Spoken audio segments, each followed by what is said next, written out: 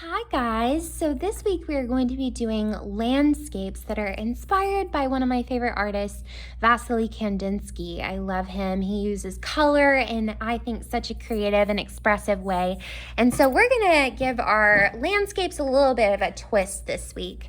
So we would love for you for this project to draw from observation, which means that you're looking at a photo or you're looking outside at something and you're drawing from real life. You're not drawing from what your head thinks a landscape might look like. You're drawing from an actual photo or an actual landscape, okay? So a reminder that a landscape is anything that's outdoors. So a lot of different places could be a landscape, like your backyard is a landscape, mountains are a landscape, the lake, the ocean, and anything in between, right?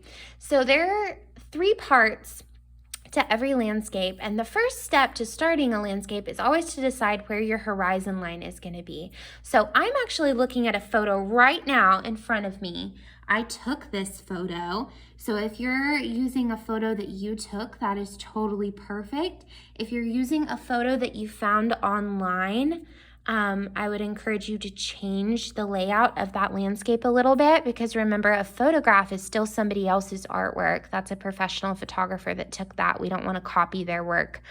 So if you're looking at a picture online using a safe search engine, just be sure that you're changing some elements of it.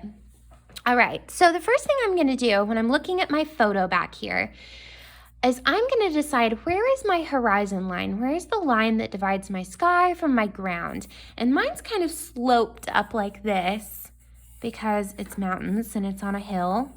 So I'm going to draw my horizon line right there. And then I'm going to choose to crop out some of the sky that's in this photograph. So this photo has a lot of sky in it. I want to crop some of that out and maybe a little bit of the grass too. So I think the next thing I'm going to draw is the mountains. So I'm going to kind of lay out where all those mountains are in the background. There's one big one kind of right here. There's one little one that's got kind of like a point at the top coming down like this. And then there's like this big hill right here, and it kind of has another mountain behind it. Okay, there's a little hill in the middle here. So this is why drawing from observation is so much better, because if I was just imagining a mountain landscape myself, it might not really look anything like this, because I'm drawing what I imagine a mountain to be and not what the mountain actually looks like. So there's like even a rock up here that I can see. And then there's some trees right here. So I'm going to draw myself some basic tree shapes. There's lots of like pine trees. I believe I took this photo when I was in Colorado.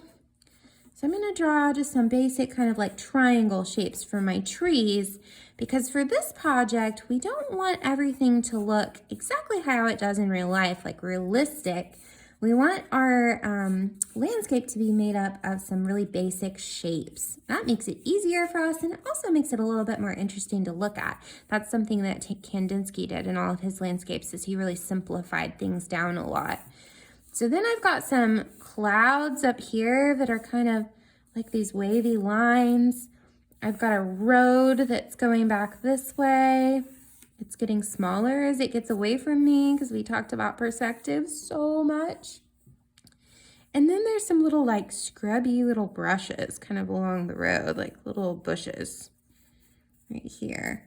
So you can see I'm not even really fully drawing everything. I'm just kind of giving like a general shape and scribble to where I want stuff. And I can even fudge it a little bit and kind of make up certain parts of it if I want to. Okay, so I think that looks pretty good as far as like a layout for myself. Now we are going to go in with, I'm using oil pastels. Kandinsky used a lot of oil pastels and paint in his work. So I'm being inspired by him this week. I'm using oil pastels. If you don't have oil pastels, I would recommend using crayons. But of course, you always have the freedom to choose what material you want for your artwork.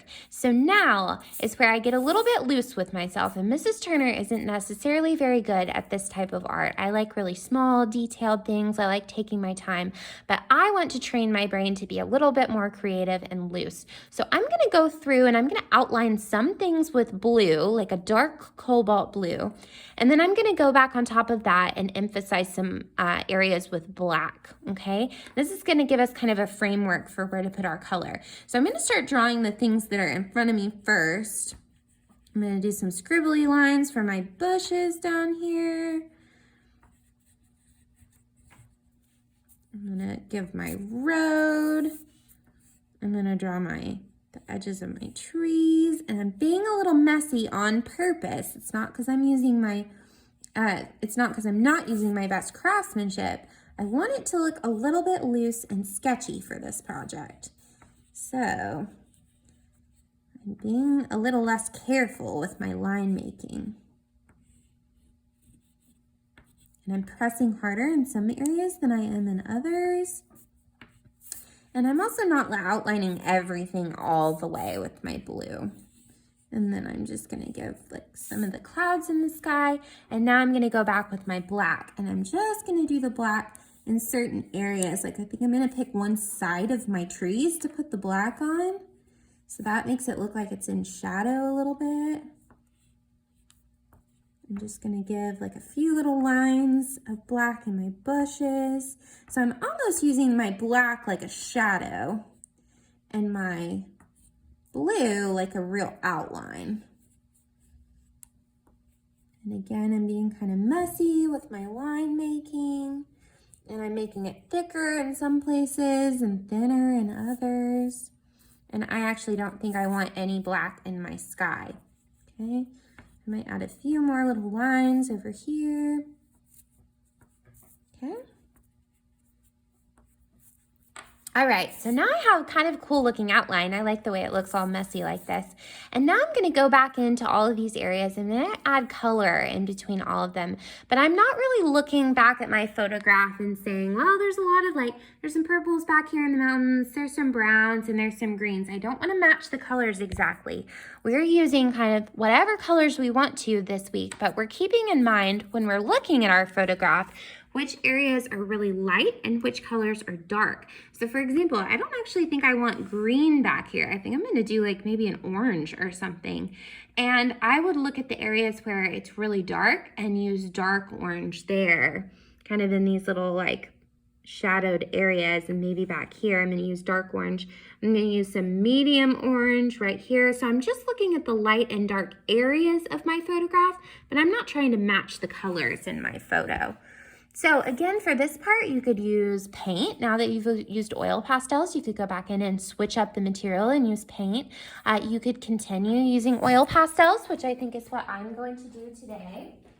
Or you could, if you don't have oil pastels or even crayons at home, you could just use markers or paint or whatever you have on hand for all of that, okay? So I'm going in to my trees first, and I'm still paying attention to which areas are really light and which areas are dark. And I'm also not covering up any of the lines that I already made, okay? So I'm pressing really hard right here, but I still want to be able to see all of my blue and black outlines. So I'm just kind of coloring in between where I was before. So I'm using like my dark orange right here.